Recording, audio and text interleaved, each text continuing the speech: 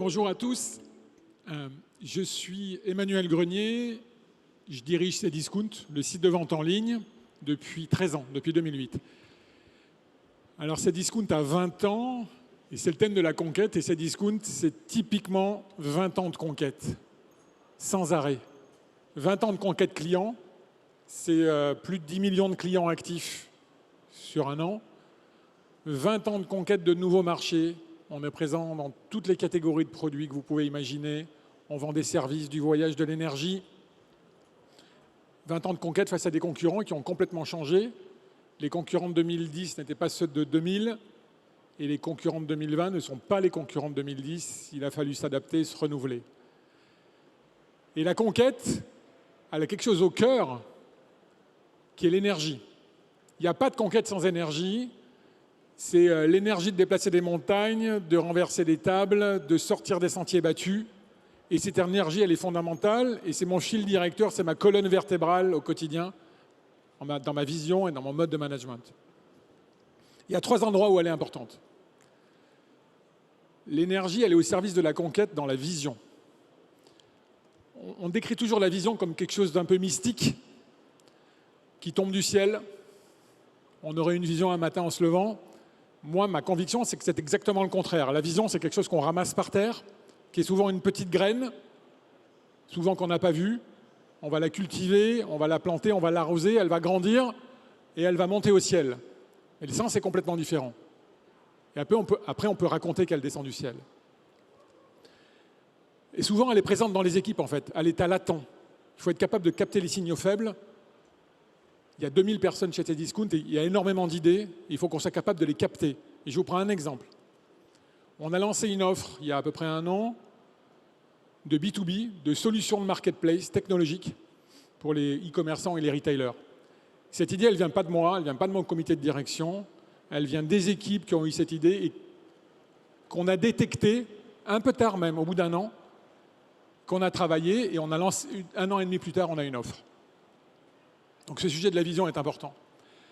Le deuxième sujet, une fois que la vision est prête, c'est l'énergie au service de la prise de risque. Il faut que ça devienne une culture, la prise de risque. Et c'est une culture chez nous. La prise de risque, ça permet plusieurs choses. La première, c'est que ça permet de faire tomber les peurs. Quand les gens se mettent à avancer, quand l'organisation avance, les peurs s'arrêtent. On a peur de ce qu'on ne connaît pas. La deuxième chose, c'est que ça permet de se confronter à la réalité, se confronter aux échecs, et ça permet de changer de direction et souvent de changer les priorités, puisque la confrontation à la réalité est souvent assez différente de la vision quand on est dans le détail. Et un des points essentiels de la culture de l'entreprise qu'on a, c'est de faire en sorte de ne pas sanctionner l'échec. Et là, qu'on soit bien clair. L'échec, s'il est dû à un problème d'exécution, évidemment, ça n'est pas normal. Mais si l'échec est dû au fait que l'idée, fondamentalement, était la bonne, mais on n'a pas pris le bon chemin, même en ayant exécuté correctement, il ne faut surtout pas sanctionner. Et ça demande énormément d'énergie parce qu'en tant que dirigeant, la nature classique, surtout quand on est français, c'est que sanctionner quand ça ne va pas ou de sanctionner les mauvaises notes, comme à l'école. Donc il faut de l'énergie, il faut se retenir. Et au bout d'un certain temps, les gens prennent l'habitude de tenter des choses en sachant qu'ils ne se feront pas sanctionner.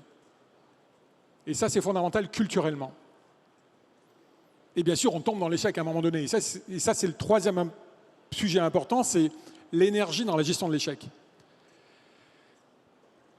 Le propre du développement d'une entreprise, c'est qu'elle se heurte, l'entreprise et l'organisation, à des multiples murs et à des multiples échecs. On vous parle toujours, quand on intervient, d'un échec, de 2 échecs. En fait, il y en a des dizaines. Il y a des échecs qui sont particuliers.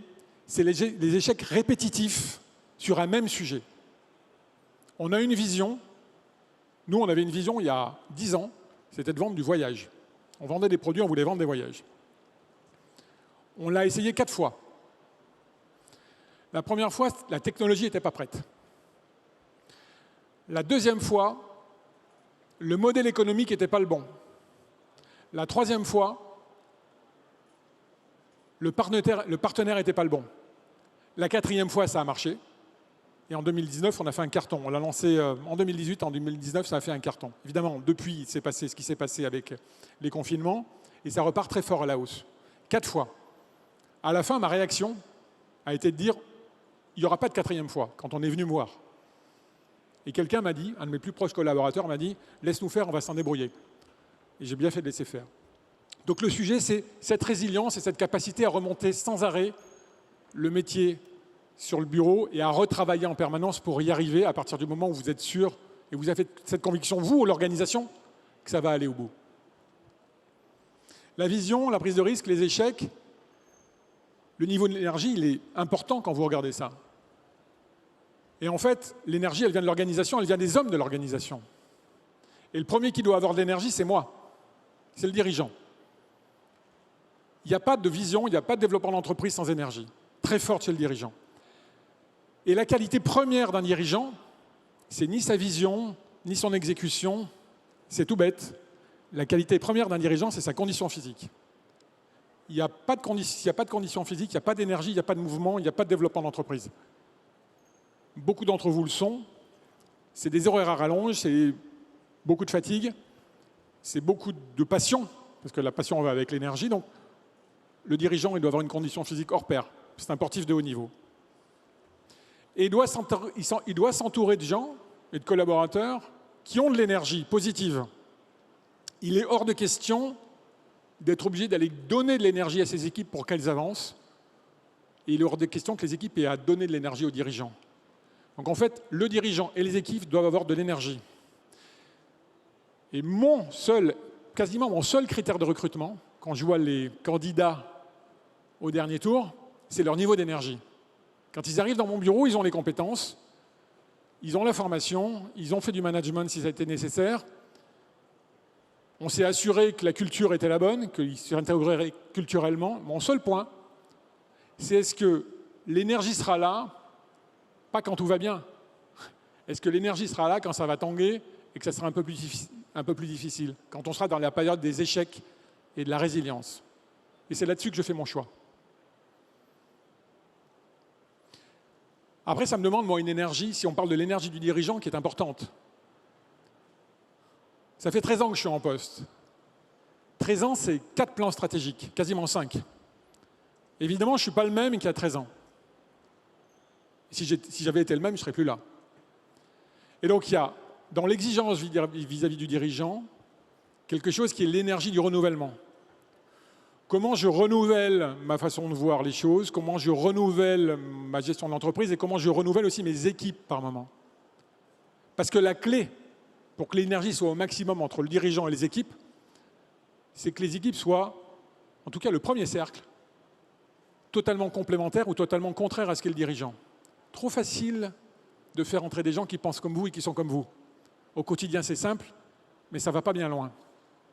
La tension positive, l'énergie positive entre le dirigeant et ses collaborateurs les plus proches, elle fait qu'à un moment donné, un dirigeant, il embauche des gens qui sont différents de lui, qui sont plus forts que lui dans leur domaine d'expertise. Tout mon comité exécutif, ils sont plus forts que moi. Je ne pourrais pas les remplacer. En tout cas, pas avec le même niveau de compétence. Donc à la fin, conquête égale énergie, énergie égale conquête. Et ça va être ma conclusion. On parle beaucoup d'énergie propre. La conquête, elle doit être propre.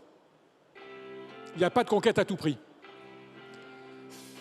Elle doit respecter son environnement, respecter les collaborateurs, respecter les partenaires, respecter la nature, respecter tous les écosystèmes.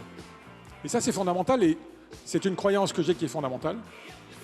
Parce que la seule condition pour que la conquête soit un progrès, c'est que cette conquête soit propre.